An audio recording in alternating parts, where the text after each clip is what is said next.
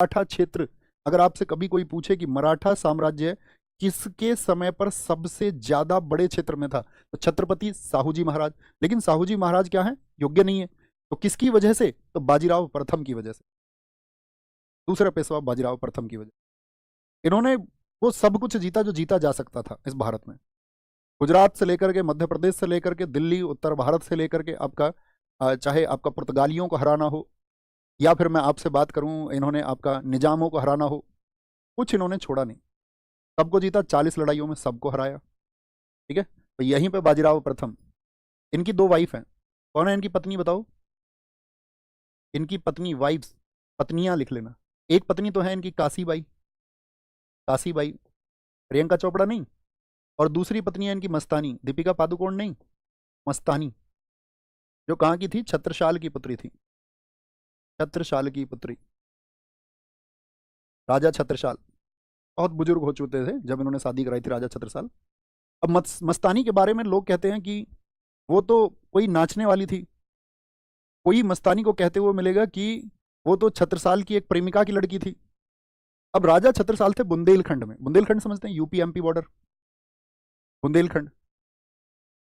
तो बुंदेलखंड के राजा छत्रसाल ने जब हेल्प मांगी थी बाजीराव से, और उन्होंने कहा था बाजीराव से कि मुझे तुम्हारी मदद की जरूरत है, जितनी जल्दी तुम मदद दे पाओ। जब उनके पास में अभियान हुए, मुगलों के अभियान वहां पर हुए, तो कहते हैं जिस समय पे चिट्ठी पहुंची थी उसी समय पे अपना घोड़ा दौड़ा दिया था बाजीराव प्रथम ने, कि किसी ने मदद मांगी है, उत्तर भारत से किसी राजा ने मदद मांगी है, खत लिख करके उसकी सेनाएं पीछे दौड़ पड़ी। कहते 3 दिन में वहां महाराष्ट्र से बुंदेलखंड पहुंच गए और हेल्प की। उसी हेल्प की वजह से उन्हीं की पुत्री हैं छत्रसाल की, याद रख लेना, उनकी जो है पत्नी की बेटी हैं वही पुत्री होंगी। तो इन्होंने तुरंत शादी की थी। और जो बुंदेलखंड का 1/3 हिस्सा था, राजा छत्रसाल के 2 पुत्र थे।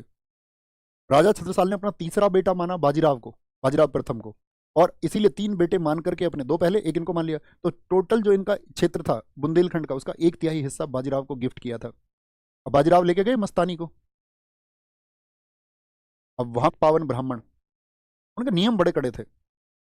अब जब उन्होंने इस तरह की कहानियां सुनी कि भाई मस्तानी तो जो है एक आपका, किसी ने कहा कि ये तो मुस्लिम है, नाचने वाली है, किसी ने कुछ कहा, किसी ने कुछ कहा।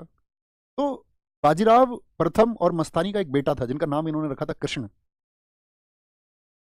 वही कृष्ण जिसका नाम बाद में शमशेर बहादुर हो गया।